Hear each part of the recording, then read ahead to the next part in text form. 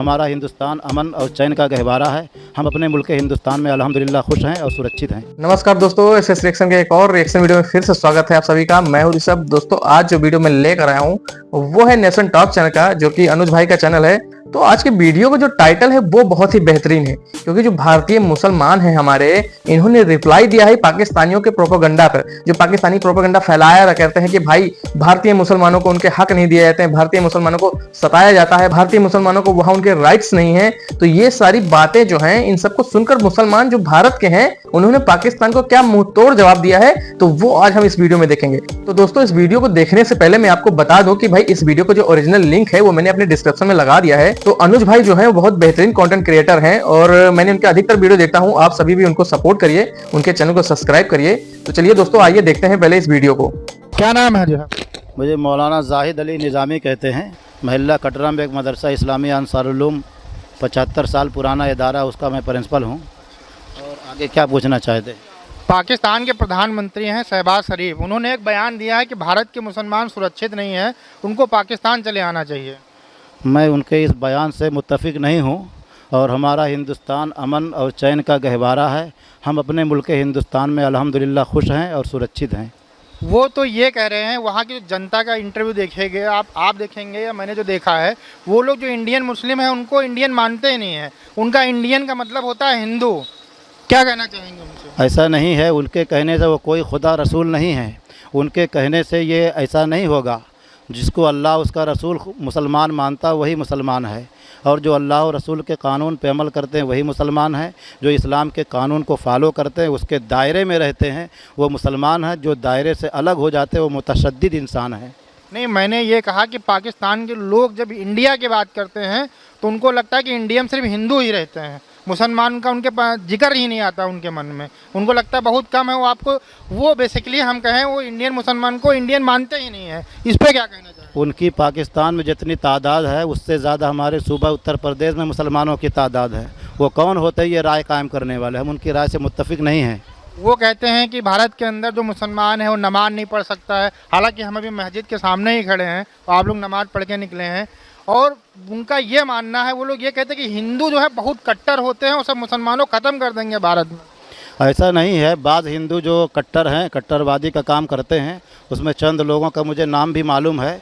इस वक्त वो नाम लेना मुनासिब नहीं है।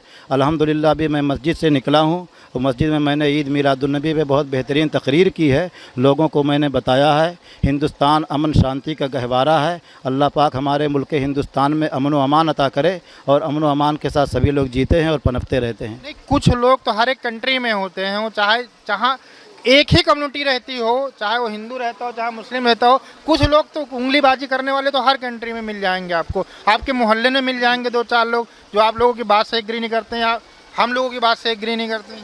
आपको अल्लाह पाक ने अक़ल सलीम अता की है। इतना जानते हैं कि एक माँ बाप के 2 बेटे होते हैं, एक वहाबी होता है, एक सुन्नी हो जाता है, एक अमीर होता है, एक गरीब हो जाता है, एक दहशतगर्द बन जाता है, एक शरीफ हो जाता है। इसको कहाँ तक देखते रहेंगे?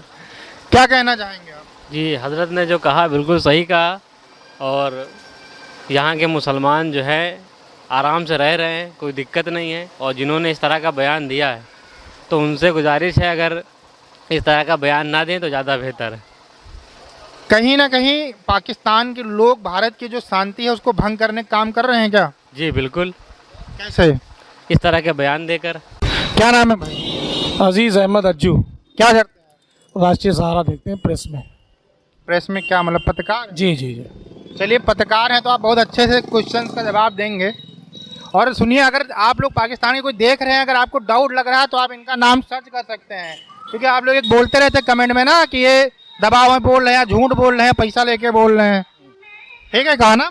जी जी बिल्कुल सही कहा भाई पाकिस्तान के जो लोग हैं उनको लगता है कि भारत के जो मुसलमान हैं सुरक्षित नहीं है। यहाँ पर आप नमाज नहीं पढ़ सकते, धार्मिक चीज़ें नहीं कर सकते, हिंदू आपको ख़त्म कर देंगे। बहुत सारी ऐसी चीज़ें हैं जो पाकिस्तान के लोगों को बताई जाती है, वहाँ की मीडिया बताती है। ये उन लोगों से पहला सवाल मैं पूछना चाहता हूँ कि वहाँ के मुसलमानों से ये किसने कह दिया कि हम लोग यहाँ परेशान हैं, नमाज नहीं पढ़ पाते हैं, यहाँ का हमको हिंदू मारा? ये किसने कह दिया उन लोगों से? ये वहाँ की मीडिया और जो वहाँ के सोशल मीडिया है वो उन लोगों को। नहीं, बिल्कुल गलत है। पहले अपने गिरेबान में झांके और हमारे मुल्क में झांकने की कोशिश न करें। हमारे मुल्क में झांकेंगे तो ये ठीक नहीं होगा, क्योंकि हम मुसलमान यहाँ के लिए जान देते हैं और जान देते रहेंगे। उनकी हैसियत नहीं कि हमारे यहाँ झांके, हमारे निजी मामलों में बोल लें।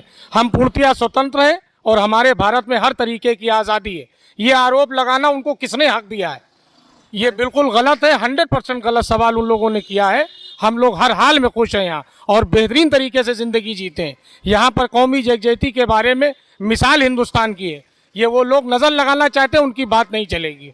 अच्छा, वो ये भी एक चीज़ कहते हैं कि हिंदू मुसलमान कभी साथ में नहीं रह सकते हैं, क्योंकि वो उनका जो मुल्क बना था 2 कौमी नज़रिया बना था, मतलब हिंदू मुसलमान के ऊपर बना था।